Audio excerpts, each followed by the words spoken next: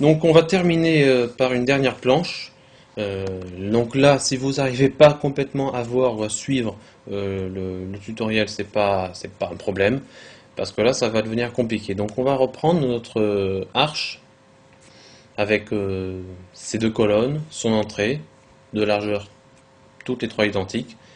Mais cette colonne va avoir la particularité d'être en lévitation. Elle va être légèrement surélevée par rapport au sol, elle va voler, entre guillemets. Donc on va d'abord la dessiner. Voilà, deux points de fuite. Donc on fait exactement comme si on le faisait en vrai, quoi. C'est-à-dire qu'on reporte les lignes, on trace le haut, le sommet, voilà. Ensuite il n'y a plus qu'à remplir pour avoir nos différentes faces. Donc voilà, donc on retrouve le dessin qui est désormais familier de notre arche.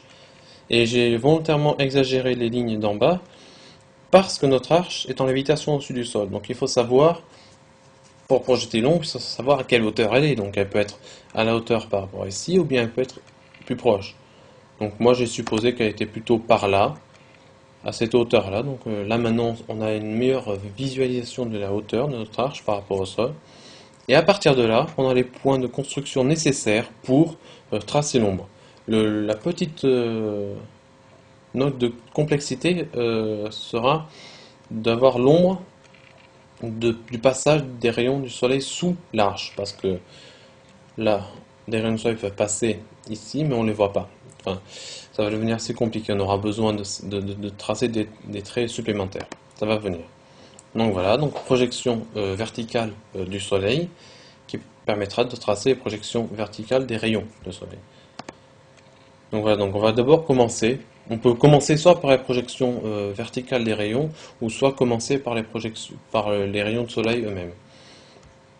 Donc on voit qu'on passe par l'intersection par rapport au niveau du sol. On passe pas par la base, mais on passe par l'endroit où est censé décoller notre arche.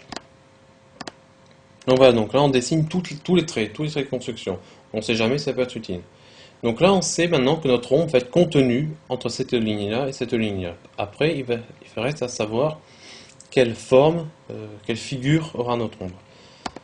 Donc, on va dessiner ici l'ombre de notre sommet ici, qui part là. Donc, on a notre sommet là. La projection verticale de ce sommet qui va ici. Et la projection verticale du rayon qui est là. L'intersection est là, donc notre sommet est ici. On fait de même pour ce sommet-là. Tac, tac. Et ainsi de suite. Pareil pour ce sommet. On trace des lignes de construction supplémentaires pour nous aider. Pour avoir ici, par exemple, la face intérieure de notre arche.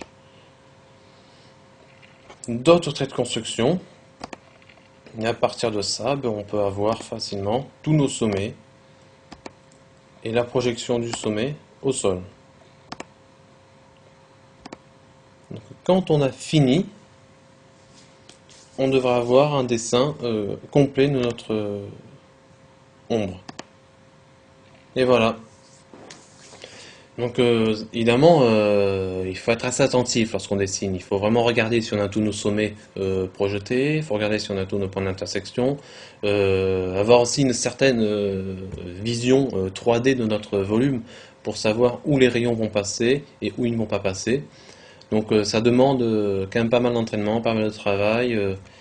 Donc je vous invite, si vous voulez vraiment savoir dessiner des ombres en perspective, à vous pencher sur le problème, la question.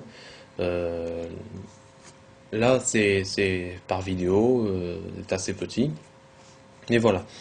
Donc bon, après, quand on rajoute des couleurs, quand on rajoute des effets dégradés, tout ça, on peut avoir un dessin de meilleure qualité.